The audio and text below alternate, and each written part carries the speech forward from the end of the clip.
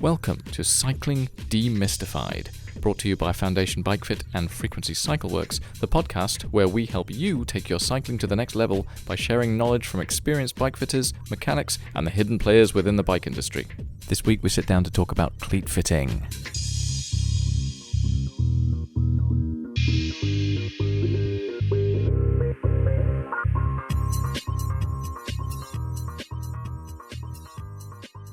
Anyway, welcome back to the Cycling Demystified podcast with Wei, me, Ev, and Mature. He's zoned out. That's completely zoned out. Not French. Mature. Oh, I thought I'd spice it up a little bit. Since, Paris Olympics and everything, Mathieu van der Walten. Oh, yes! Yes! Why not? Mathieu van der Poel's talentless alter ego. Can we call you MDV from now on? DV. I think MDW. MDW. MDW. MDVV. W. Anyway, let's get on to what we're talking about this week, apart from MDW. Right. More podcasts spurred by listener questions. This week we're talking about why we don't offer cleat fits as a standalone service. And it's like buses, they come along, not just once, but two at the same time. Ev, what are you doing? That's dangerous, that is. That is dangerous. That is dangerous. Let's just take the lid off. Oh, right. Oh, that's easier. I was trying to work out our It's like a regular space-aged water. Regular carafe. Carafe. Go French today, haven't we? It's a carafe. Carafe. Carafe d'eau. There we go. Sorry, Anyway, you were saying? Back to why don't we offer cleat fits as a standalone service? And I'm sure this will kind of fan out into a wider topic, but it seems like a good starting point for maybe discussing some of our philosophies around bike fitting, why we do what we do. And actually, it's a good question to ask from the perspective of a rider. And so many other places do offer cleat fits as a standalone thing. You come in, get your cleats kind of put on. But there's also a very good reason why we don't do that. And we just wanted to delve into it and just kind of explain some of the kind of methods that we go through our bike fitting. And hopefully that makes sense for you guys. So yeah, where should we go from there? I don't know. What do you had a cleat fit, Ev? I had a bike fit years and years and years ago, and he set up my cleats, which shouldn't really have been rocket science. I should have known how to do it, but I was lazy. But yeah, it would have helped, I think, if somebody had shown me how to do it from the get-go, and I'd understood what it was I was looking for and how to know if they were in a good place. So why don't you enlighten me? Well, you told us before earlier, that probably made the biggest difference to your bike fit. Yeah. Getting your cleats in the right position. So that was kind of just to worth know where, it already. Yeah, that just, was it was worth it entirely just for that, to be honest. Yeah. Because pretty much all the silence your phone way. Pretty much all the problems, the issues that I was experiencing, which were the reasons that I went to get a bike fit in the first place, were related to my cleat position. Yeah. And you're going to have to cut this bit out.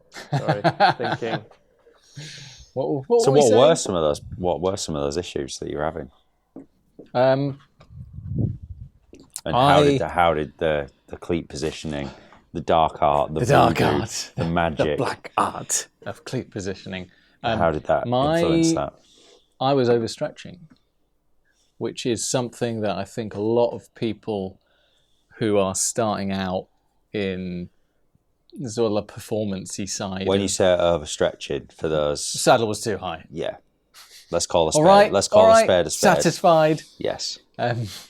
But my saddle was too high because my cleats were too far forward.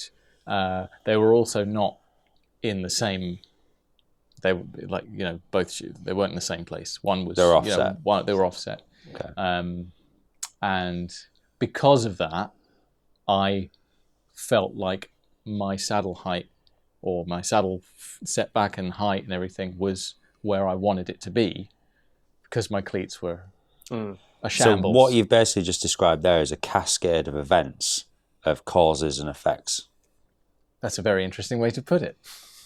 But it's true though, isn't it? Absolutely true. So, your cleats were in a certain place because And your saddle position was off, which was causing, no doubt, problems, Knee pain, inefficiencies with you riding your bike. Exact saddle sores, all sorts of things. Like so, I think where to start with this, I want to go charging in like a bull in a china shop, is the reason why we don't offer a standalone cleat fit is for a very simple reason.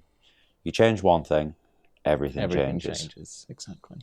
And it's knowing what happens of the cause and effect of a certain change, what happens 5 changes down the line in order to restore equilibrium and harmony and a pleasurable bike riding experience. Exactly.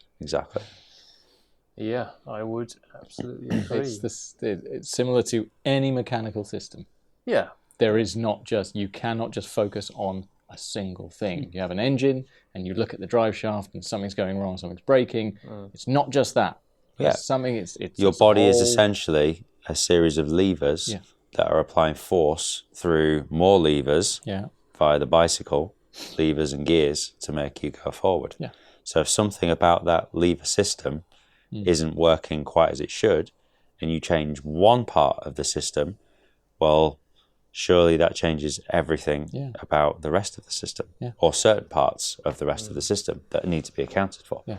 So, I would also add that there is no one cleat position which is exactly right for you.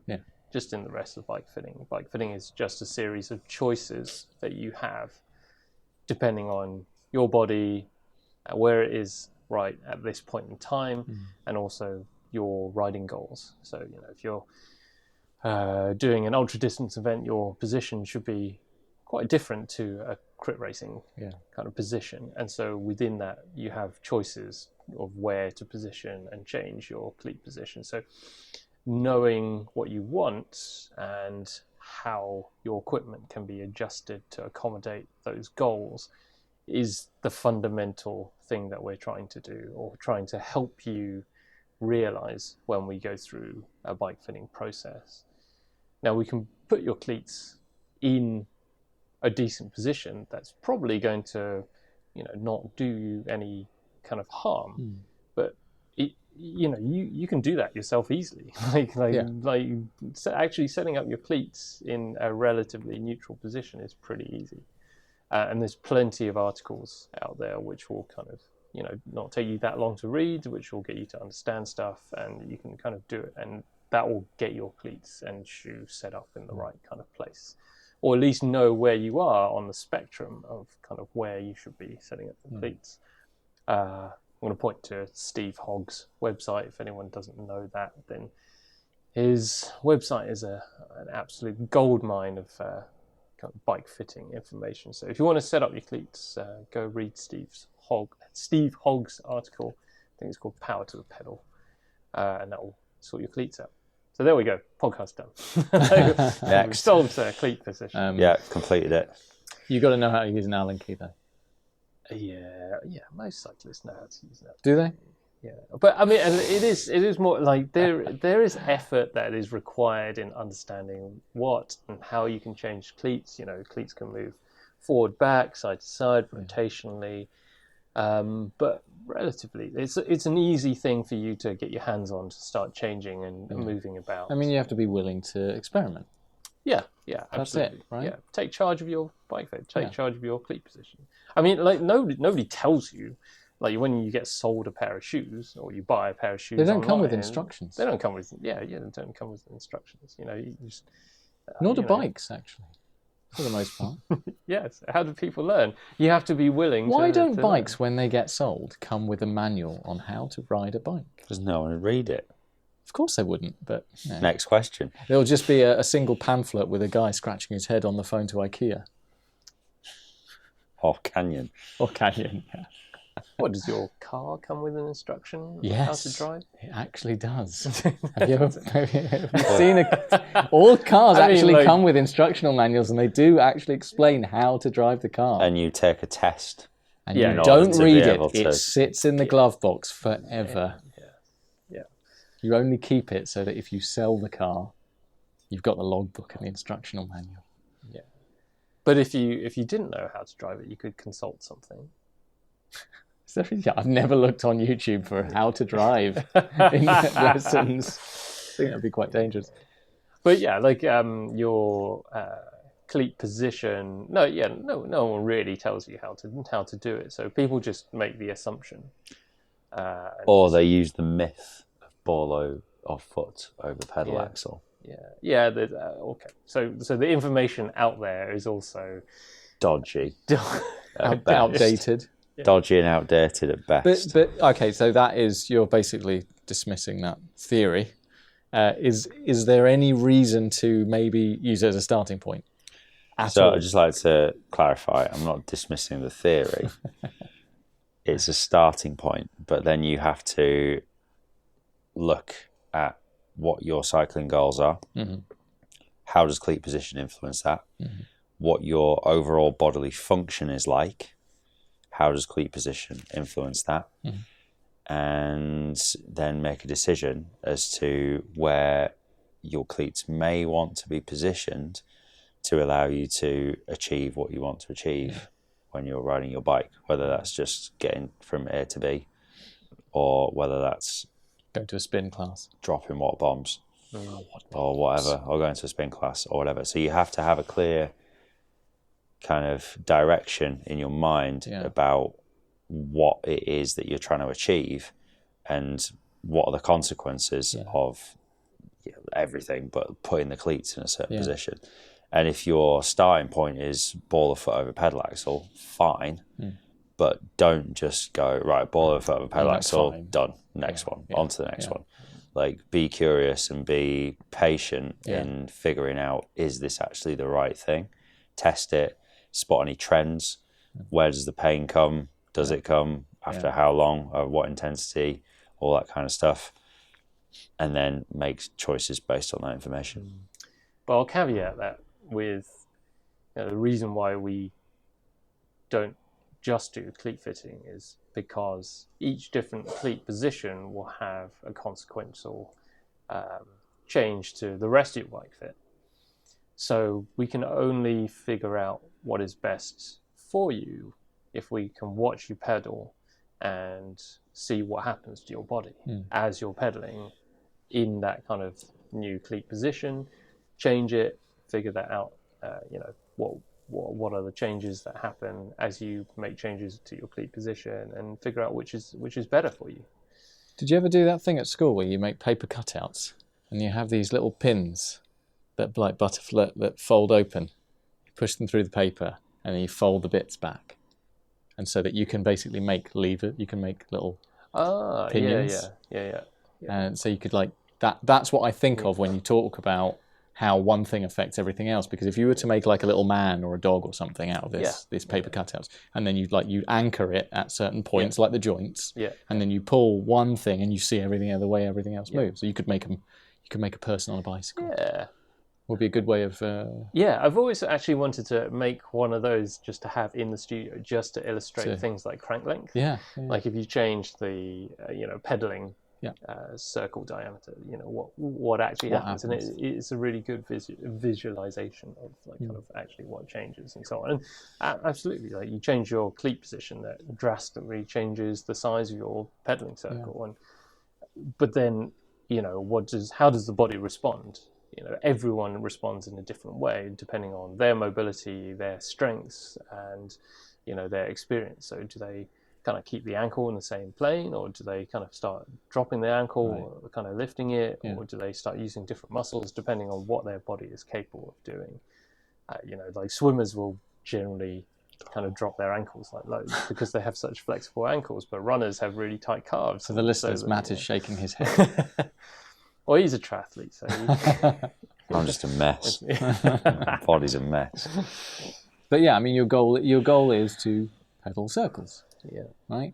And if you can't do that, but figuring out where, this is where it gets into the full bike fit, right? Because you have to kind of go to the extremes and find out where does it stop working for somebody, where do they start pedaling squares, and all of a sudden you're like, okay, let's come back a bit, and then look at that stuff sort of thing. So again, you can't just shove some cleats onto somebody's shoes and be like, okay, bye, all done, you're done now. Yeah, we could do, but it would be a very good poor practice. Yeah. We would be doing that rider a disservice. Yeah. By doing that.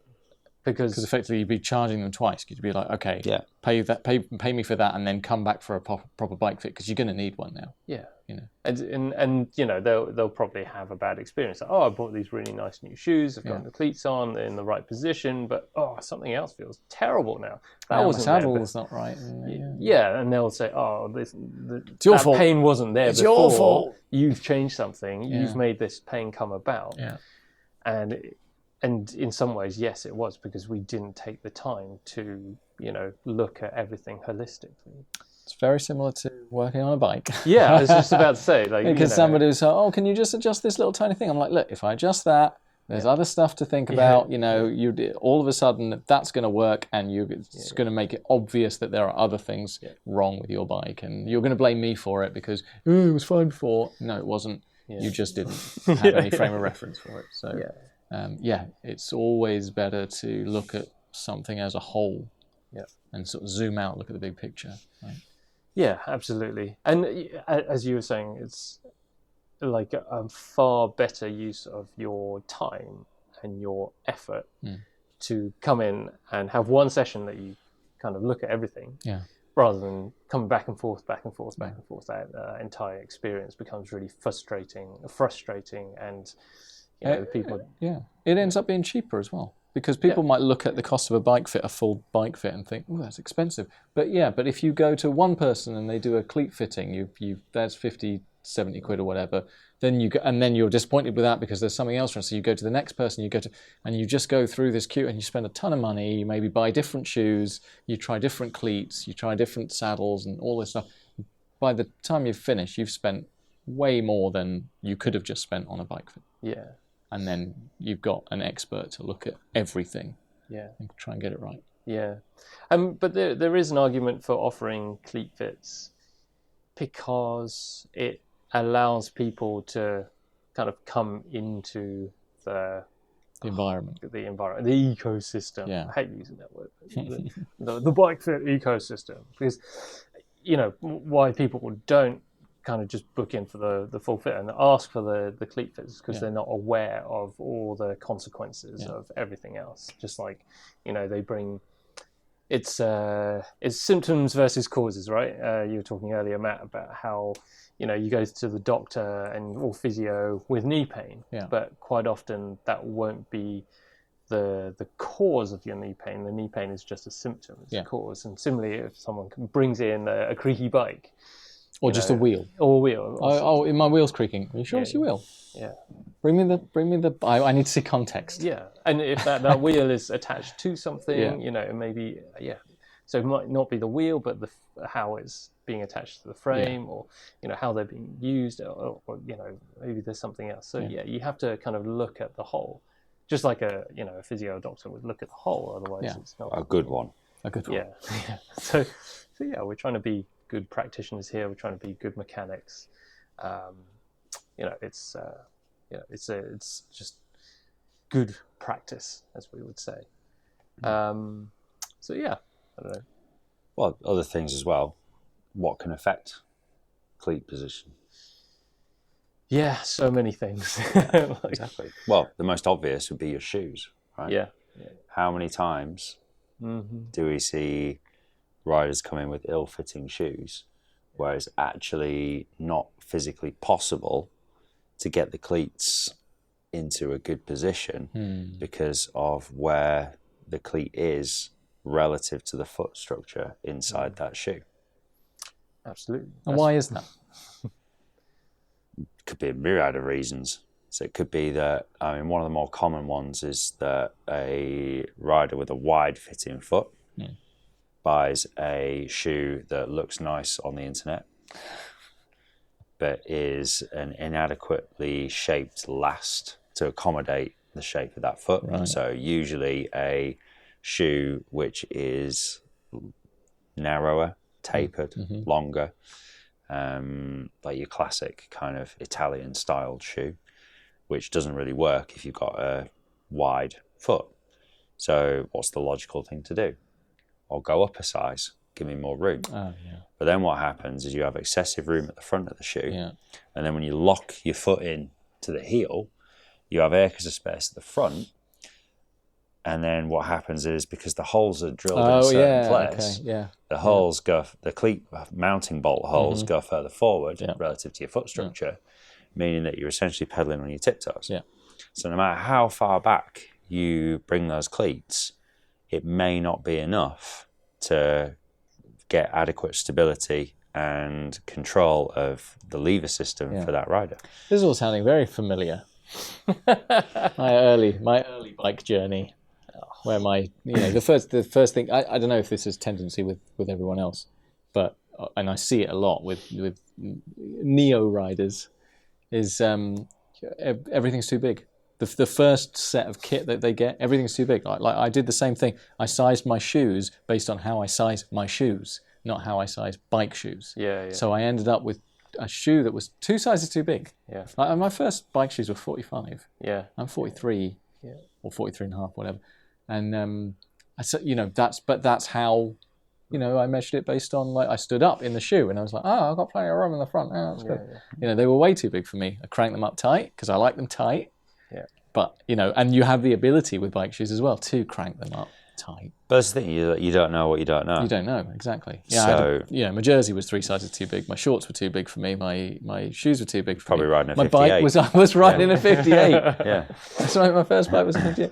And then you slowly, again, you just make all these fairly expensive mistakes.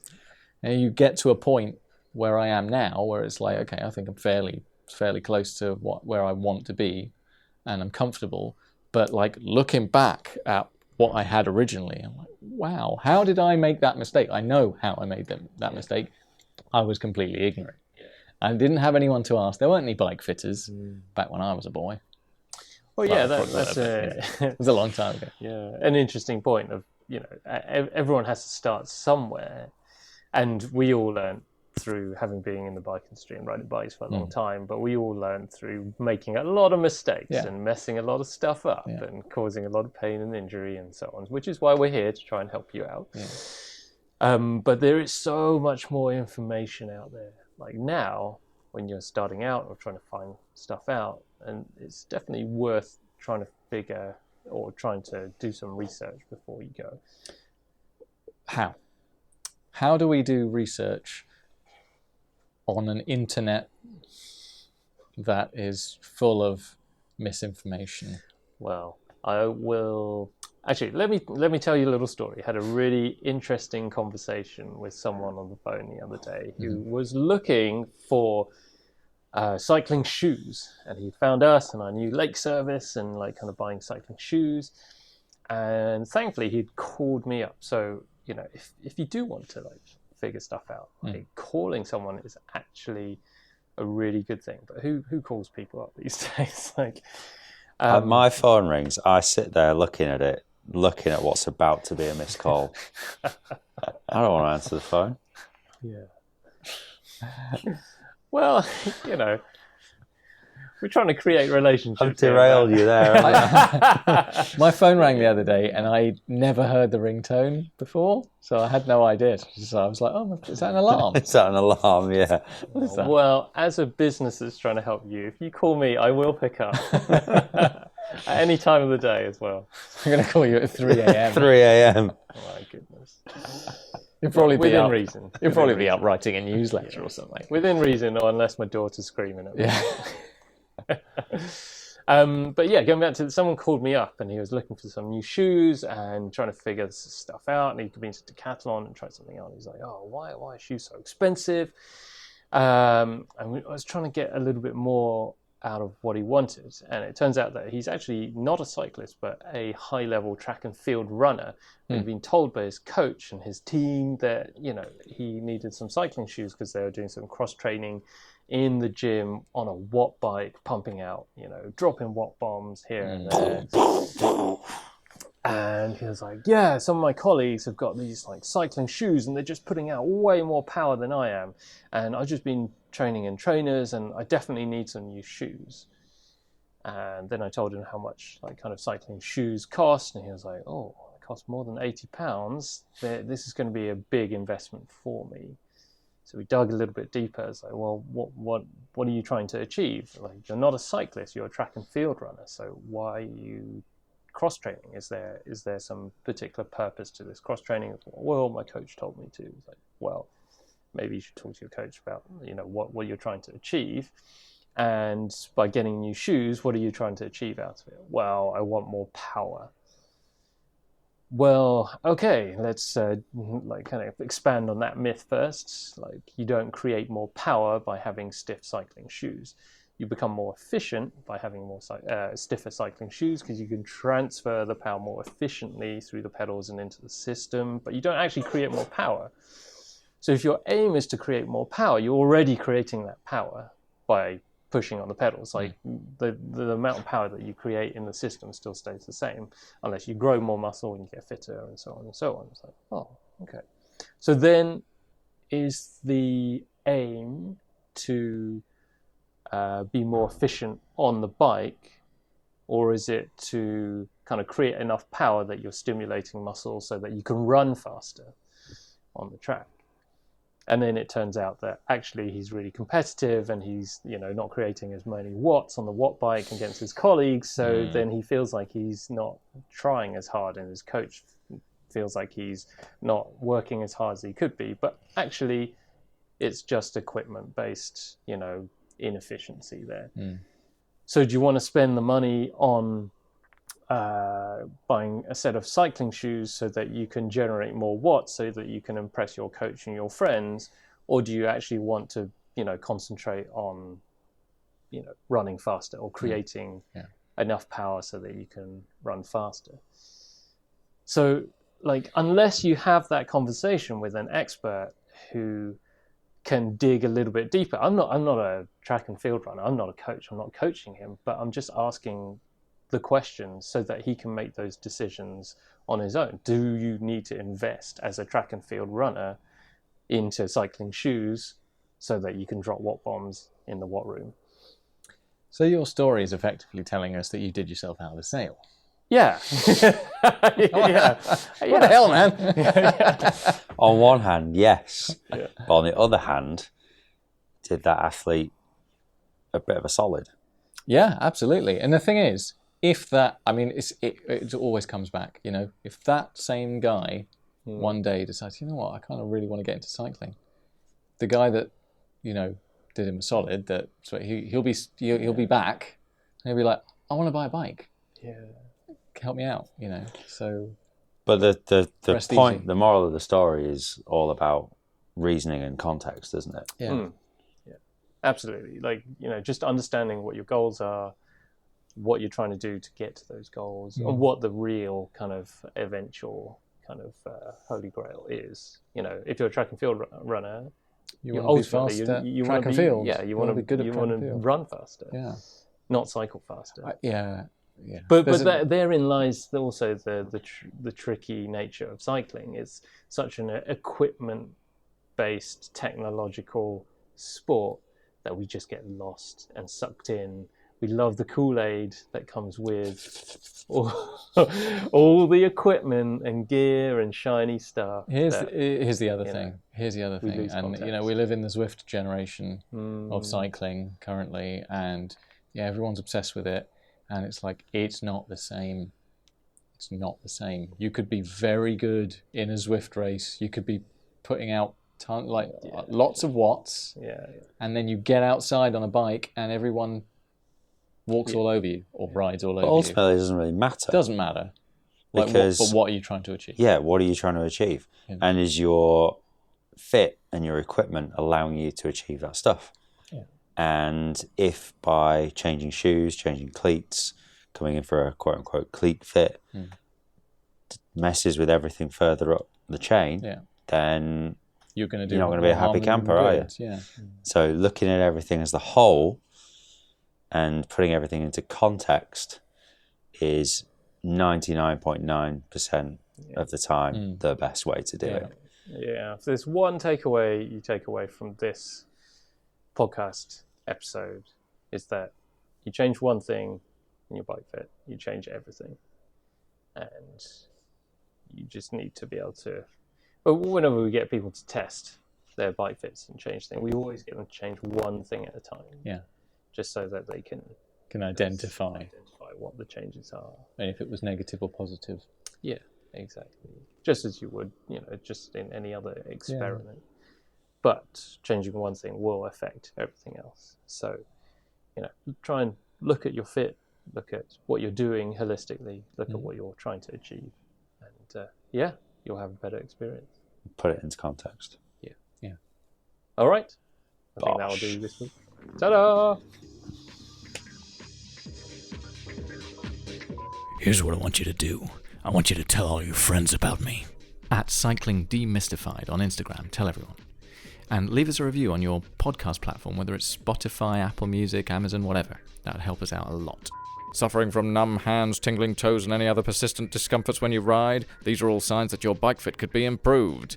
If you're bike fit curious, get in touch with Wei or Matt by emailing info@foundation.fit or finding them on Instagram @FDN_bikefit. Finally, for all your bike servicing needs, custom dream bike or hand-built wheels, go to www.frequencycycleworks.com or find me on Instagram @frequencycycleworks. Until next time.